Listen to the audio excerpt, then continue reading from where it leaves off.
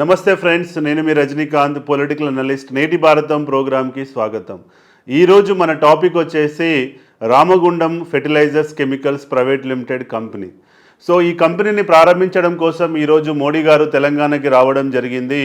So Modi గారు ఎందుకు వచ్చారు, అసలు మోడీ గారు ఇప్పుడు ఎందుకు దీన్ని ప్రారంభిస్తున్నారు అనేపై వింత వాదనలు వినబడుతున్నాయి పొలిటికల్ సర్కిల్స్లో. అటు టీఆర్ఎస్ ఏమో మోడీ గో బ్యాక్ అని చెప్పి నినాదంతో చాలా కటౌట్లు పెట్టడం జరిగింది. మోడీ అసలు దీన్ని ప్రారంభించాల్సిన దానికి అర్హత లేదని చెప్పి టీఆర్ఎస్ వాదిస్తుంది. ఇది 2021 మార్చి రోజే దీని ప్రొడక్షన్ ఆల్రెడీ ప్రారంభమైంది. 2021 మార్చి అయితే ఇప్పుడు 2022 నవంబర్లో వచ్చి ఎందుకు మోడీ గారు దీన్ని మళ్ళీ ప్రారంభిస్తున్నారు? ఒకసారి ఉత్పత్తి ప్రారంభమైన తర్వాత దీన్ని ప్రారంభించాల్సినటువంటి అవసరం ఏంటి? ఎందుకు ఈ మునుగోడు అయిపోగానే మోడీ గారు తెలంగాణకి రావడానికి ప్రోగ్రాం పెట్టుకున్నారు? దీని వెనకాల ఉన్నటువంటి కారణం ఏంటి అనే దానిపైన విశ్లేషణ చెప్పడం కోసం నేను ఈ వీడియోని చేస్తున్నాను. సో ఒకసారి ఈ వీడియోని మీరు పూర్తిగా చూడండి, మీ అభిప్రాయాన్ని కూడా కామెంట్ రూపంలో తెలియజేయండి. అసలు దీని వెనకాల ఎలాంటి పొలిటికల్ ఇంటెన్షన్స్ ఉన్నాయనే అంశంపై నేను మాట్లాడబోతున్నాను. సో చాలామందికి అసలు ఈ రామగుండం ఫెర్టిలైజర్ కంపెనీ అంటే అసలు ఏంటి, దాని నుంచి ఏం ఉత్పత్తి చేస్తారు, ఇది ఎవరు ప్రారంభించారు, ఇది అసలు దీని బ్యాక్గ్రౌండ్ ఏందన్నది చాలామందికి తెలియదండి. సో ఫస్ట్ కనుక దీని బ్యాక్గ్రౌండ్ విషయాన్ని కనుక వెళ్ళినట్లయితే యాక్చువల్గా ఈ కంపెనీ యొక్క ముఖ్య ఉద్దేశం వచ్చేసి ఫెర్టిలైజర్ ఎరువులు తయారు చేసేటువంటి కంపెనీ అండి. సో ఎరువులు జనరల్గా మనము వ్యవసాయం చేస్తున్న వాళ్ళందరికీ తెలుసు, యూరియా చాలా అవసరం పడుతుంది. యూరియా అటు నైట్రోజన్ని తయారు చేసేటువంటి కంపెనీ. సో ఇటు యూరియా తయారు చేయడానికి 1970లో ఇందిరాగాంధీ గారి టైంలో దీనికి శంకుస్థాపన చేయడం జరిగింది. 1980 నుంచి దీని యొక్క ఉత్పత్తి ప్రారంభం కావడం జరిగింది. సో 1980 నుంచి ఉత్పత్తి ప్రారంభమైనటువంటి ఈ కంపెనీ 1999కి వచ్చేసరికి కంప్లీట్గా ఇది లాస్లోకి వెళ్ళడం, దీన్ని రన్ చేయడం కష్టం అని చెప్పేసి 1999లో వాజ్పేయి గారి ప్రభుత్వం దీని మీద ఇంకా దీన్ని నడపడం కష్టం అని చెప్పేసి దీన్ని మూసేయడం మనం చూసాం.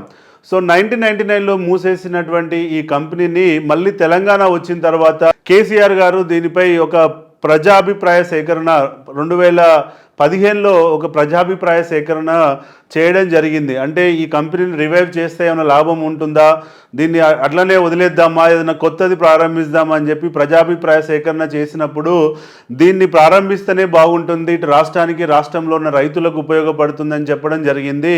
తద్వారా 2016లో దీన్ని మళ్ళీ ప్రారంభించడం కోసం దీనికి శంకుస్థాపన చేశారు. ఆ రోజు ప్రధానమంత్రి అయినటువంటి నరేంద్ర మోడీ గారే మెదక్ జిల్లాకు వచ్చినటువంటి పర్యటనలో భాగంగా దీన్ని శంకుస్థాపన చేయడం జరిగింది. అంటే 2016లో దీని శంకుస్థాపన చేయడం జరిగింది. దీనికి ఒక 5,000 కోట్ల రూపాయల బడ్జెట్ను కూడా కేటాయించారు దీన్ని మళ్ళీ రివైవ్ చేసి ఫంక్షనింగ్లో తీసుకురావడానికి.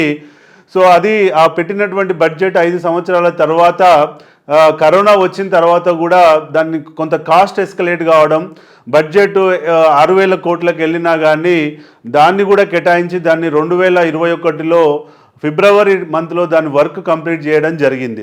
సో 2021 మార్చి నుంచి దాని ప్రొడక్షన్ని ప్రారంభించారు. సో అంటే 2016లో మోడీ గారు శంకుస్థాపన చేస్తే గత సంవత్సరం 2021 మార్చి నుంచి దాని ప్రొడక్షన్ కూడా ప్రారంభమైంది. ఈరోజు మళ్ళీ మనం దాన్ని ప్రారంభించడం కోసం ఇప్పుడు మోడీ గారు మళ్ళీ వచ్చారు. సో దీని యొక్క ఈ మొత్తం ఈ ప్లాంట్ యొక్క కెపాసిటీ వచ్చేసి 12.5 lakhs మెట్రిక్ టన్స్ యూరియాని ఇక్కడ ఉత్పత్తి చేస్తారు. మొత్తం భారతదేశానికి కావలసినటువంటి యూరియా రిక్వైర్మెంట్ వచ్చేసి 300 లక్షల మెట్రిక్ టన్నుల యొక్క యూరియా అవసరం ఉంటుంది. కానీ మన దేశంలో 240 లక్షల మెట్రిక్ టన్నుల యూరియా మాత్రమే మనం ఉత్పత్తి చేస్తున్నాం.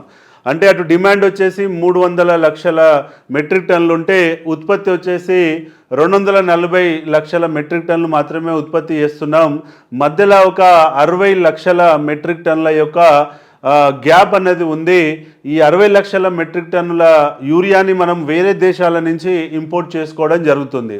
ఈ వేరే దేశాల నుంచి వచ్చే ఇంపోర్ట్ని ఆపడం కోసం మోడీ గారు ప్రధానమంత్రి గారు ఆత్మనిర్భర్ భారత్లో భాగంగా ఈ ప్లాంట్ని ప్రారంభించడం జరిగింది.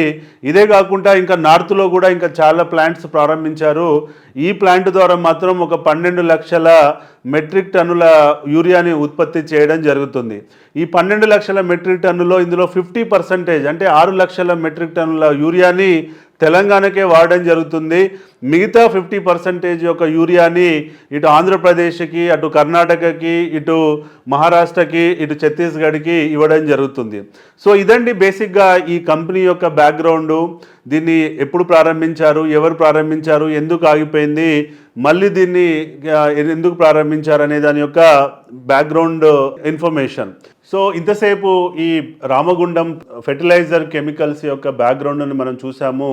ఇప్పుడు రాజకీయ కోణంలో కనుక దీన్ని విశ్లేషించినట్లయితే ఎందుకు గత 3 రోజులుగా మోడీ గారి ప్రోగ్రాం ఫైనలైజ్ అయినప్పటి నుంచి టీఆర్ఎస్ దీన్ని వ్యతిరేకిస్తుంది అనే దాన్ని విశ్లేషించడానికి ముందుకెళ్తే ప్రధానంగా నాకు 5 కారణాలు కనబడుతున్నాయండి. సో మొదటి కారణం వచ్చేసి ఏంటంటే మొన్న మునుగోడులో ఓడిపోయారు బీజేపీ. దాని నుంచి అటెన్షన్ డైవర్ట్ చేయడం కోసం, అంటే బీజేపీ శ్రేణుల్లో ఒక కాన్ఫిడెన్స్ని బిల్డప్ చేయడం కోసం, రివైవల్ కోసం మోడీ గారిని మళ్ళీ తెలంగాణకు తీసుకొచ్చారు అని చెప్పి ఇటు టీఆర్ఎస్ వర్గాల్లో చర్చ జరుగుతూ ఉంది. టీఆర్ఎస్ యొక్క ఆర్గ్యుమెంట్ ఏంటంటే ఇది ఆల్రెడీ 2016లో మోడీ గారి చేతుల మీదనే శంకుస్థాపన చేయడం జరిగింది. రాష్ట్ర ప్రభుత్వం పెట్టుబడి పెట్టి దీన్ని శంకుస్థాపన చేసి దీన్ని 2021లో ఫిబ్రవరి వరకు దీని వర్క్ కంప్లీట్ అయింది.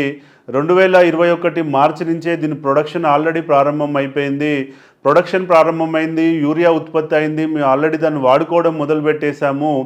ఆ రోజు కదా మోడీ గారు వచ్చి ఒకవేళ ప్రారంభించాల్సి ఉంటే దీన్ని ప్రారంభించాల్సింది. ఆ రోజు రాకుండా ఈరోజు మునుగోడు అయిపోయిన తర్వాత వచ్చారు కాబట్టి దీన్ని మేము అపోజ్ చేస్తాము, ఇది పొలిటికల్ మైలేజ్ కోసమే వచ్చాడు అని చెప్పి ఇటు టీఆర్ఎస్ వర్గాల్లో చర్చ జరుగుతుంది.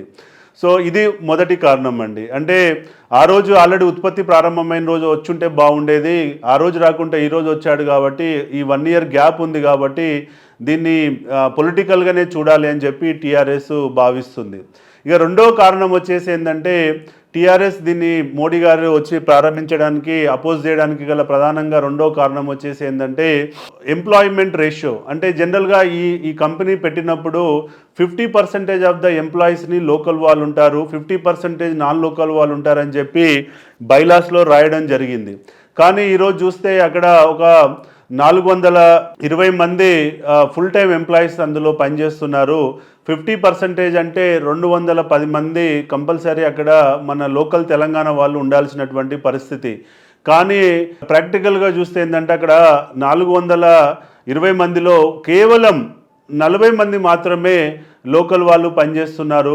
380 మంది నాన్ లోకల్స్ వేరే రాష్ట్రం నుంచి వచ్చిన వాళ్ళు, అటు బీహారు, మధ్యప్రదేశ్, ఛత్తీస్గఢ్ నుంచి వచ్చిన వాళ్ళు పనిచేస్తున్నారు. కాబట్టి ఈ ఎంప్లాయ్మెంట్ రేషియోలో తేడా ఉంది. దీన్ని ఫుల్ఫిల్ చేయాలి కేంద్ర ప్రభుత్వం, దీన్ని కల్పించుకొని.